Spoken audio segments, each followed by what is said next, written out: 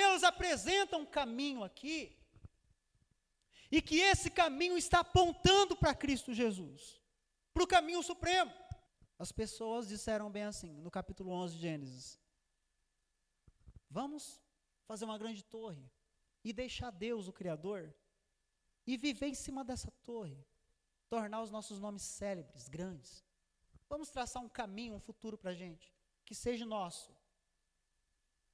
Eles se frustram aqui porque não é o caminho que Deus tem para eles. Não é o caminho que Deus preparou para eles. A Bíblia é cheia de histórias aqui, de que pessoas, elas traçam os seus caminhos, os seus objetivos, as suas histórias, seu futuro em um caminho paralelo, contrário ao que Deus tem para elas. A supremacia de um novo caminho em Cristo Jesus aqui, sempre foi o plano da promessa de Deus. Por que sempre foi? Porque Deus, Ele conhece o coração do homem, a necessidade que o homem tem. O Senhor, Ele sonda e conhece os caminhos do homem. O único que pode dizer aqui quem precisa de um caminho é Deus. O único que sabe aqui os nossos pensamentos. O único que conhece a nossa rota aqui é Deus. Eles recebem uma promessa de Deus, de escravos para livres, em uma terra próspera que mana leite e mel. Mas entre a escravidão e a promessa e a posse da terra prometida, se tem um caminho. Eles passaram por esse caminho, irmãos. Um caminho que deveria ser curto, rápido. Foi um caminho que eles escolheram para si. Deus não tinha um caminho demorado para eles.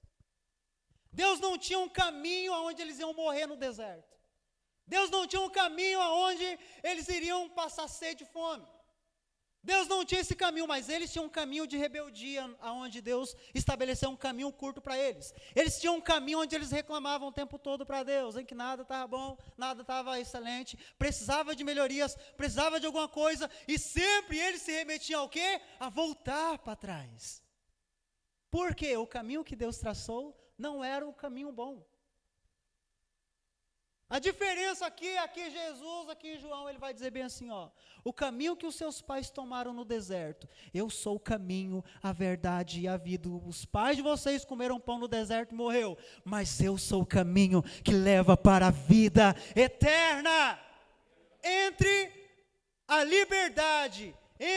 liberdade e a promessa, queridos, existe um caminho. É impossível você ser abençoado por Deus se você não entender que tem um caminho a ser traçado. O que estava entrando no coração de Israel aqui, no meio do caminho, era o quê?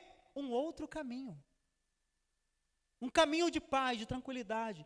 Um caminho de bênção se tornou aqui o quê? Um caminho de morte. Nenhum deles entraram na terra prometida. Por quê? Eles escolheram um caminho. Tantas pessoas no Antigo Testamento aqui, que elas deixaram de viver aquele caminho que Deus havia preparado para elas e pereceram ao longo da jornada, ao longo da caminhada. Mas existe uma coisa que você não pode deixar passar em branco. É o quê? É entender que você não pode sair do caminho que Deus estabeleceu para você. E não é o seu.